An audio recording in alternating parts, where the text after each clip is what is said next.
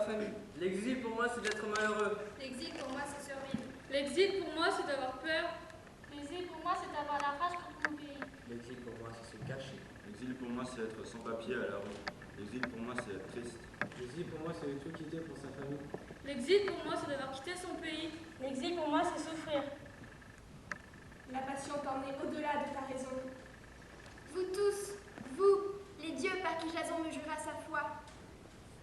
Ce foyer, tu l'as construit sur le crime. C'est par le crime qu'il faut t'en sortir. La terre va crier, et son cri te rendra fou. Que tu es étrange, Médée. Toujours à imaginer des choses effrayantes. Venez, venez tous. Et donnez-moi notre mal encore plus effroyable à sauter pour mon époux. Et je devrais me taire pour le bien de mes enfants. Médée, Médéa, née à midi.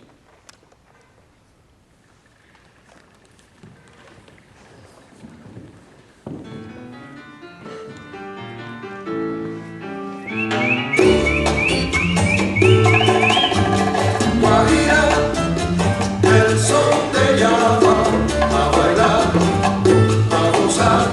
Guajira, el sol te llama a bailar, a gozar.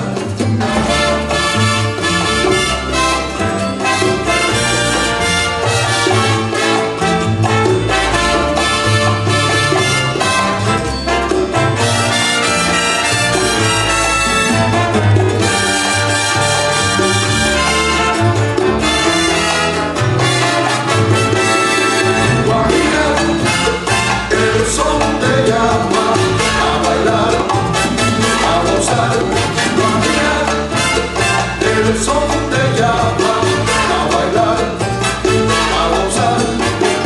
Amigo mío, otra copa calma, este cantor te convida. Y aunque a ustedes no le importa, voy a hacerle la historia de mi vida. Hace mucho una mujer de mi alma la más querida, me traicionó la perdida, caramba. Ingrato y mal proceder, ella me hizo beber, ella me hizo un perdido, a la droga me tiré, amigo mío, y a la cárcel fui llevado, los amigos me olvidaron. Ainsi, tu as fait ce périlleux voyage depuis Aïkos pour venir me prendre à Toison d'Or, demande le roi Aïtès au jeune homme qui se tient devant lui. Le jeune homme dont le visage est dans la pénombre acquiesce. La salle dans laquelle ils se tiennent est éclairée par des flambeaux qui dégagent une fumée âcre. Elle est gardée par des hommes en armes dont les ombres dansantes semblent démesurées. Les soldats d'Aïtès dégainent leur épée, le bruit de la ferraille est assourdissant. Aïtès, d'un geste de la main, retient ses hommes. Un autre a déjà fait le voyage depuis la Grèce, il y a bien longtemps. La Toison d'Or a apporté la paix et la prospérité en Colchide. C'est notre bien le plus précieux. Et tu voudrais que je m'en dépouille pour toi? Quelle sorte de fou es-tu? Approche-toi que je vois ton visage. Le jeune homme avance d'un pas, une peau de panthère lui couvre les épaules et son visage ruisselle de sueur. Quel est ton nom? Demande Aïtès. Je suis Jason. Mes compagnons m'attendent au bord de l'Argo, mon navire. En échange de la Toison d'Or, nous sommes prêts à accepter tout ce que tu nous imposeras.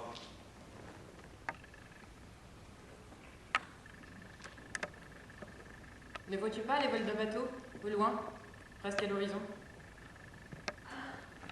Que tu es étrange, Médée. Toujours à imaginer des choses effrayantes, s'exclama Haïti. La jeune fille serra les lèvres. Essayez de lui en remontrer, à elle, sa mère, une Océanide en plus, à propos de ce qui se passe sur la mer. Pourtant, obstinée comme elle l'était, elle ne se sentait pas prête à renoncer. Elle avait vu quelque chose. Elle en était sûre.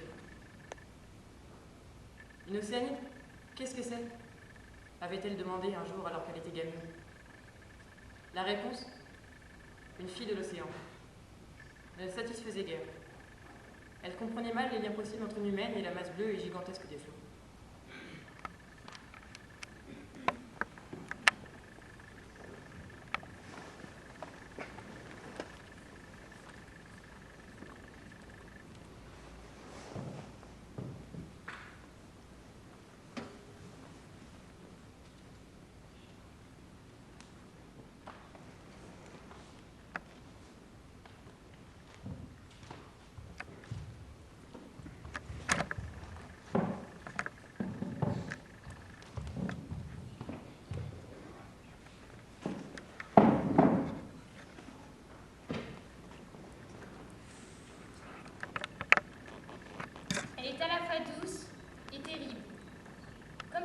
Circé qui transforma les compagnons d'Ulysse en pourceaux. C'est en Colchide qu'elle naquit, de son père Aïétès, fils du soleil, et de Idi, l'Océanide, qui lui transmit connaissance et pouvoir. Héros scella son destin le jour où il lui fit poser les yeux sur Jason, la rendant follement amoureuse. C'est Médée la magicienne. Son histoire commence donc avec l'arrivée de Jason en Colchide et ses compagnons du navire Argo, le premier navire grec jamais conçu. Venus chercher la toison d'or détenue par Aïtès, ces fiers argonautes veulent ainsi redonner à leur chef, Jason, le trône qui lui est dû, et qui lui a été ravi par son oncle Pélias, à Iolcos, en Thessalie. C'est elle qui permit de se rendre maître du terrible serpent, gardien de la toison. Capable de démembrer son propre frère, elle en jeta les morceaux à la mer afin de fuir avec Jason, retardant ainsi leur poursuivant, qui tentait de reconstituer le frère mort. C'est elle aussi qui rendit la jeunesse à Aéson, père de Jason. Mais fit tuer l'usurpateur du trône des mains innocentes de ses propres filles, plongeant celles-ci dans l'horreur et le désespoir. Face à ces abominations, et devant fuir Iolcos pour Corinthe, Jason aurait dû se méfier de cette femme capable du pire. Au lieu de cela, et plein d'ingratitude, l'inconscient lui préféra Glauqué, fils du roi de Corinthe, malgré les 2 fils que Médée lui a donnés. Ayant tout perdu, tout quitté, tout renié pour Jason, Médée n'avait plus rien à perdre. Ses enfants, peut-être. Justement, ses enfants. Le seul lien qui l'unit encore à Jason, et par lequel elle peut encore l'atteindre, le punir, le détruire. Choisira-t-elle la vengeance plutôt que l'amour? C'est elle-même, alors elle le sait, qu'elle risque de punir, de détruire, de perdre à tout jamais. Tout ce qu'il y a d'humain en elle risque de s'enfuir par ses actes.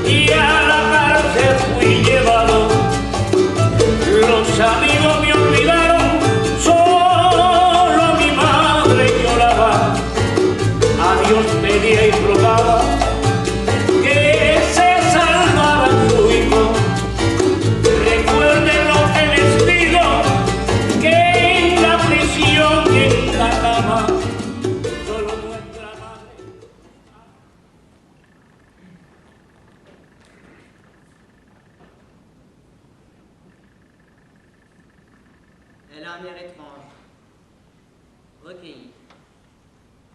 Elle tient ses paupières baissées. Ce qu'elle médite monte en elle. Elle n'a pas encore d'intention. Elle hésite. Elle aime ses petits. Elle est son époux.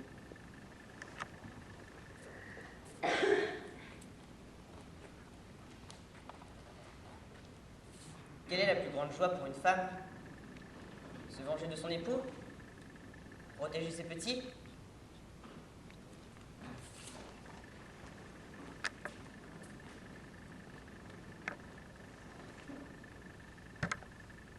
Elle est partagée. Elle médite. Elle est déchirée. Elle médite. Elle est extraordinairement belle. Elle tient une épée entre ses mains.